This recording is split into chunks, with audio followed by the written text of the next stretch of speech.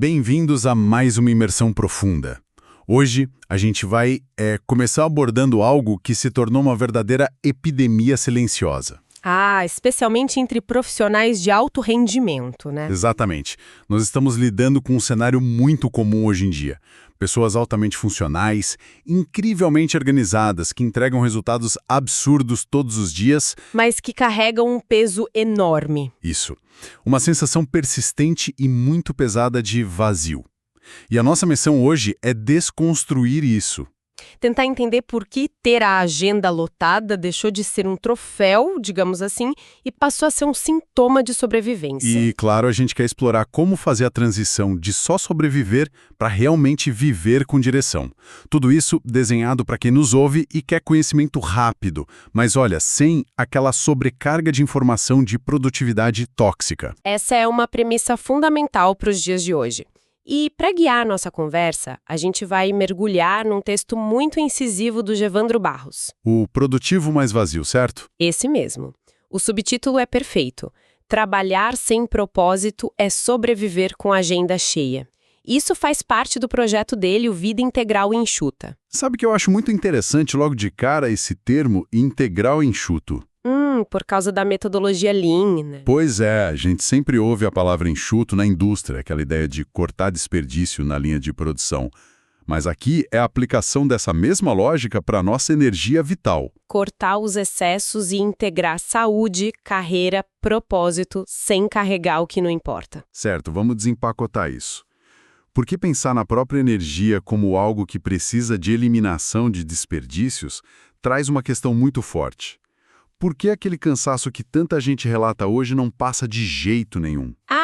Essa é a grande armadilha. A pessoa, dorme às 8 horas certinhas, tira um mês de férias, desliga o celular, vai pro meio do mato. E no instante em que pisa de volta no escritório, o esgotamento já está lá de novo, intacto. Exato.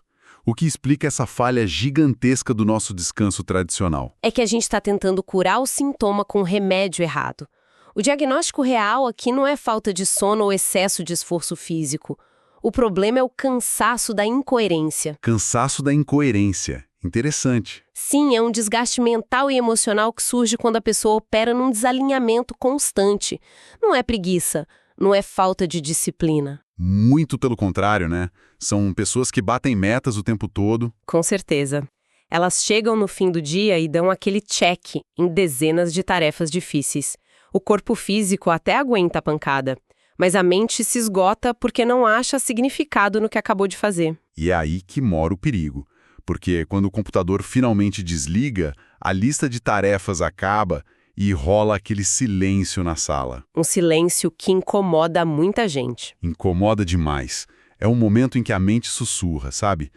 Para que tudo isso? Faz sentido a gente pensar que a própria agenda cheia virou uma anestesia para abafar essa pergunta? Faz total sentido. A agenda lotada se tornou o sedativo mais aceito pela nossa sociedade. Nossa, um sedativo corporativo. Exato.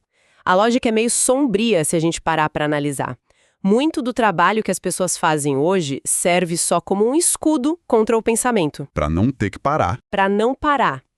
É a premissa de que quanto mais reunião encavalada, quanto mais prazo estourando, menos espaço sobra para esse silêncio interno aparecer. A produtividade virou um mecanismo de fuga do próprio vazio. Olha, e os exemplos dessa fuga são super palpáveis no texto. Sabe quando esse vazio ataca com mais força? No famoso domingo à noite. Pois é, o pânico do domingo à noite. Ou nos primeiros dias de férias, quando a pessoa parece que entra numa crise de abstinência de estresse. Ela não sabe simplesmente existir sem ter um incêndio para apagar. Tem outro momento irônico também.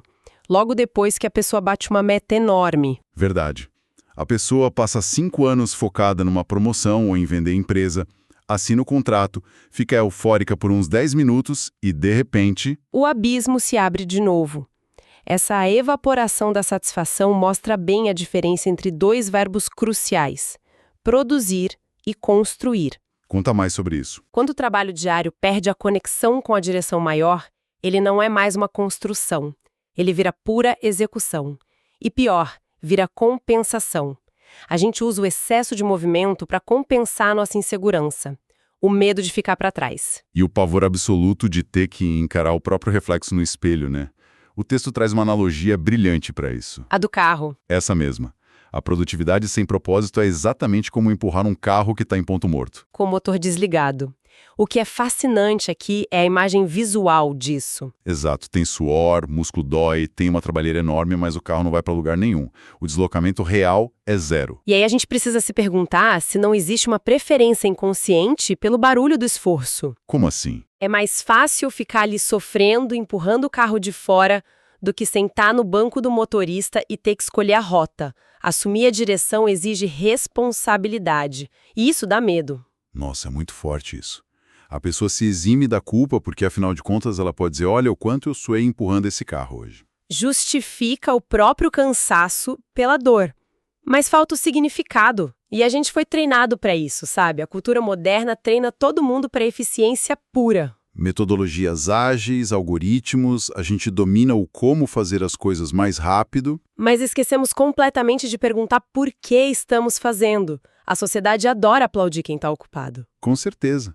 O profissional que responde meio de madrugada e que nunca desliga esse ganha prêmio. Mas você raramente vê um aplauso para quem para a operação para repensar a estratégia. Ou para quem tem a coragem de simplesmente dizer não. E é aqui que a coisa fica realmente interessante. Porque a gente acha que isso é culpa do WhatsApp, da internet. E não é. Não mesmo. O texto resgata algumas visões históricas. Isso não é um problema só do século XXI. Os estoicos já falavam sobre isso. O estoicismo tem uma visão muito clara sobre direção. Se a gente pegar o Marco Aurélio, que administrava o Império Romano, ele não avaliava o dia dele pela quantidade de pergaminhos que ele despachou. Não tinha busca pela caixa de entrada vazia lá em Roma. Exato. Para ele, um dia bem-sucedido era aquele em que as ações dele estavam alinhadas com a razão e os valores dele. A vida virtuosa nunca foi a vida mais ocupada. Foi a vida mais coerente. O volume não importa se a direção está errada. E tem também a perspectiva do budismo, que encaixa muito bem aqui. A ideia de que agir sem consciência só gera sofrimento. Isso impacta direto a nossa identidade hoje. A pessoa que escora o valor dela só no crachá da empresa ou no quanto ela rende por hora. Para essa pessoa, qualquer pausa é uma ameaça terrível. Sim, se ela não está produzindo, ela não sabe quem ela é. O que nos leva a encarar de frente a questão do vazio. Isso levanta uma questão importante de que a gente trata o vazio como um inimigo, como um erro do sistema. A gente foge dele maratonando série, rolando o celular sem parar. Mas o vazio, na verdade, é um alarme sonoro. Ele é a sua bússola avisando que existe um desalinhamento. O vazio é espaço. Espaço para reconstruir, né? Espaço para reorganizar a energia. Mas exige coragem para entrar nessa clareira. E existe uma pergunta que a maioria das pessoas tenta evitar a qualquer custo. Qual? Se eu parar por um momento e não tiver mais nenhum incêndio urgente para apagar, o que aparece? Ah, essa dói. Correndo numa estrada que ela nunca escolheu de verdade. Que a agenda dela é só um lixão de prioridades dos outros. E se a pessoa não faz essa auditoria, ela entra no modo reativo. E esse modo reativo cria um efeito dominó perigoso. O texto descreve bem essa progressão. A execução no automático leva ao esgotamento puro e simples. E o esgotamento não tratado vira cinismo. A pessoa passa a duvidar de tudo. E o cinismo prolongado, no fim das contas, vira indiferença. Que é o exato oposto de uma vida com propósito, a apatia total. E a gente vê os sintomas práticos desse vazio acumulado por aí o tempo todo. Irritação com qualquer coisinha, falta de motivação que surge do nada. A sensação de que você está sempre atrasado por algum compromisso invisível. E a certeza de que nunca nada é suficiente. A pessoa ganha mais dinheiro, não alivia. Compra o carro novo, a alegria dura 3 dias. Tudo isso alimentado por medos muito humanos. Medo de falhar, necessidade de provar que é útil. A gente precisa ter empatia com isso. É humano. Mas aí bate o desespero de querer resolver rápido. A vontade de jogar tudo pro alto. Exato. Pedir demissão na segunda de manhã, mudar para o meio do mato. Mas a solução que a gente tira daqui não é essa. A mudança, como o material coloca, é um ajuste interno e silencioso. É silencioso porque ninguém de fora vai perceber de cara. Mas ele muda tudo. Tem a ver com a pergunta que você faz de manhã. Ao invés de acordar e pensar o que eu tenho que fazer hoje, Que já te coloca num papel de por obediência à agenda alheia, Você muda para onde eu estou direcionando a minha energia hoje. ou só acalma a ansiedade do outro? Então, o que tudo isso significa na prática? Trabalhar com direção não é virar as costas para as obrigações e trabalhar só 2 horas por dia. Não, os dias longos vão continuar existindo, mas a qualidade da exaustão muda. É o que a gente pode chamar de cansaço de construção versus cansaço de sobrevivência. O de sobrevivência é aquele que você chega em casa destruído depois de só apagar fogo. Você não ergueu uma parede sequer de algo importante. Isso drena a alma da pessoa. Já o cansaço de construção é físico. Você trabalhou muito, está exausto fisicamente, mas a cabeça está tranquila. Dá um senso de satisfação, né? Porque não tem a fricção interna de agir contra os próprios valores. Perfeito, você está rimando a favor da sua maré. Mas a gente precisa dar um aviso aqui. Claro. O propósito não é algo que você descobre aos 20 anos, escreve na pedra e usa até o fim da vida. Ele evolui. Isso é crucial.